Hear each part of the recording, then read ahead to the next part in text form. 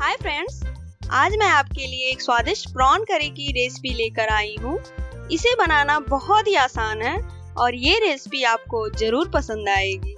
हमारे यहाँ लोग इसे झींगा के नाम से भी जानते हैं। अगर आपके यहाँ इसे किसी और नाम से जानते हैं तो कमेंट में जरूर बताएं। तो चलिए अब जानते हैं कि हम इस स्वादिष्ट प्रॉन करी को कैसे बनाएंगे। इसके लिए मैंने मीडियम साइज के प्रॉन्स लिए हैं जो क्लीन करने के बाद वजन में 500 ग्राम है। दोस्तों, मैं यहाँ पे फ्रोजन प्रॉन्स का इस्तेमाल कर रही हूँ, लेकिन आपको यदि फ्रेश प्रॉन्स मिले तो आप उसे ही इस्तेमाल करें। इसके अलावा हमें चाहिए एक प्याज मीडियम साइज का, एक टमाटर, 10 से 12 लहसुन की कलियां और 1 इंच अदरक का टुकड़ा। आप प्याज और टमाटर को रफली चॉप कर लें। ये कुछ खड़े मसाले हैं जिसे हम बाद में मिक्सी में पीस लेंगे। इसके अलावा मैंने लिया है 1 चम्मच हल्दी पाउडर, 2 चम्मच काश्मीरी लाल मिर्च पाउडर और नमक। ये सारे इंग्रेडिएंट्स आप डिस्क्रिप्शन बॉक्स में भी चेक कर सकते हैं। तो सबसे पहले हमें प्रॉन्स को मैरिनेट करना है।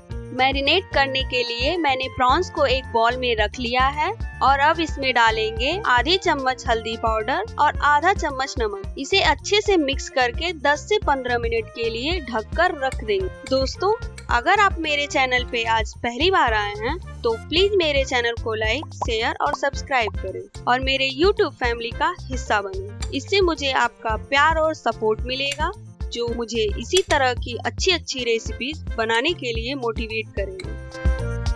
जब तक हमारा प्रॉन मैरिनेट हो रहा है तब तक हम ग्रेवी की तैयारी कर लेते हैं। इसके लिए मैंने कढ़ाई को गर्म होने के लिए रख दिया है। अब इसमें आधा कप से थोड़ा कम सरसों का तेल डालेंगे। मैंने यहाँ सरसों का तेल इस्तेमाल किया है, लेकिन आप चाहें तो रिफाइंड ऑयल भी इस्तेमाल कर सकते हैं। तेल गरम हो जाने पर मैंने इसमें 2 तेज पत्ते और आधे चम्मच जीरा डाल दिया है। जब जीरा चटकने लगे तो हम इसमें कटी हुई प्याज भी डाल देंगे और थोड़ी देर पर चलाते हुए लाल होने तक भुनेंगे।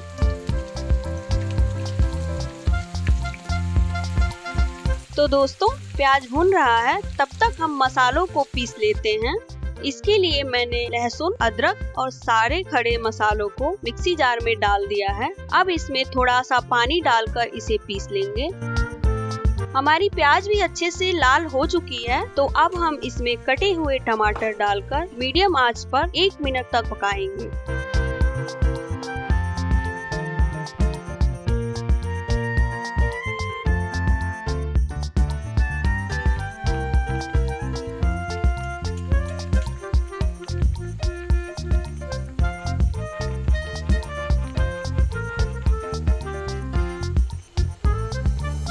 टमाटर थोड़ी सॉफ्ट होने लगी है तो अब हम इसमें पिसा हुआ मसाला डालकर अच्छे से चला लेंगे।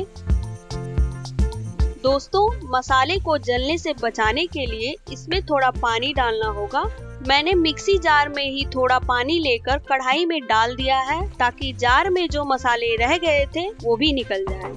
अब इसमें डालेंगे बची हुई आधी चम्मच हल्दी पाउडर, काश्मीरी लाल मिर्च और स्वादानुसार नमक। दोस्तों, नमक डालते वक्त आप इस बात का ध्यान रखें कि थोड़ी नमक हमने मैरिनेशन में भी डाली है।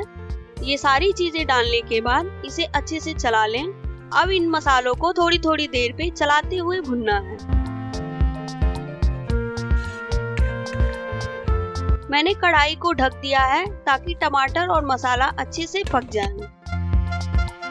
तो दोस्तों, 5 मिनट हो चुके हैं। एक बार लीड हटाकर मसालों को चला लेते हैं। अभी भी टमाटर के कुछ टुकड़े दिख रहे हैं, जिसे हम करछी से थोड़ा मैश कर लेंगे और इसे स्लो आंच पर थोड़ा और पकाएंगे, जिससे टमाटर पूरी तरह से गलकर मसालों में मिक्स हो जाए। जब तक टमाटर पक रहे हैं तब तक हम मैरिनेटेड प्रॉन्स को फ्राई कर लेते हैं। मैंने कढ़ाई को दूसरे बर्नर पे शिफ्ट कर दिया है और इधर हम प्रॉन्स फ्राई कर लेते हैं।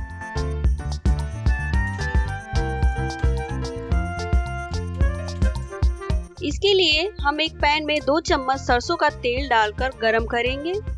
जब तेल गरम हो जाए तो हम इसमें प्रॉन्स डाल देंगे। दोस्तों, बहुत ज्यादा प्रॉन्स को एक साथ फ्राई करने के लिए मत डालिएगा, क्योंकि थोड़ी ही देर में ये पानी छोड़ना शुरू कर देते हैं। अगर पैन में ज्यादा प्रॉन्स होंगे तो पानी भी ज्यादा निकलेगा, जिसकी वजह से प्रॉन्स अच्छी तरह से फ्राई नहीं हो पाएंगे।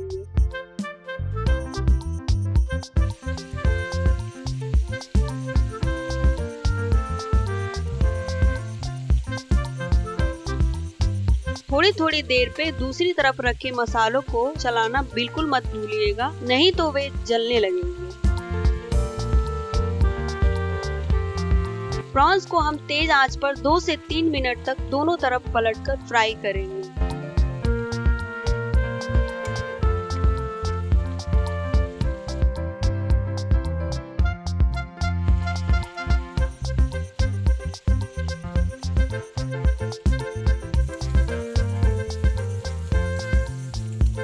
तो प्रॉन्स फ्राई हो चुके हैं, जिसे मैंने एक प्लेट में निकाल लिया है।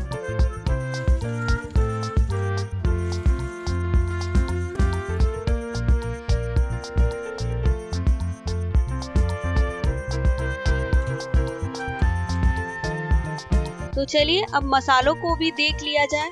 मसाले ने तेल छोड़ दिया है और टमाटर भी पूरी तरह से गलकर इसमें मिक्स हो चुके हैं। तो अब हम फ्राई किए हुए प्रॉन्स को भी कढ़ाई में डाल देंगे और थोड़ा चलाकर कढ़ाई को ढककर 5 मिनट के लिए छोड़ देंगे।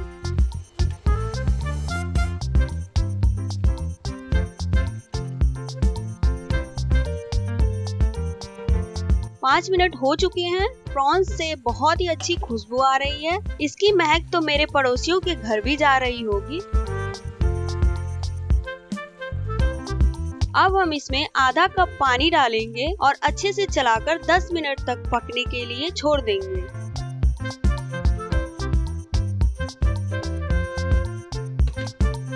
बीच में इसे एक बार चला लेंगे और वापस कढ़ाई को ढक देंगे।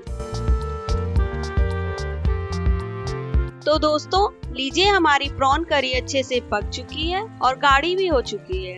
अब हम इसे थोड़ी देर ठंडा होने देंगे और फिर इसे सर्व करेंगे। इसको आप चपाती और चावल दोनों के साथ सर्व कर सकते हैं। आशा करती हूँ कि ये रेसिपी आपको पसंद आएगी। अगर ऐसा है तो प्लीज वीडियो को लाइक करें। मैं आपसे फिर मिलूंगी अगले वीडियो में। तब तक के लिए नमस्कार।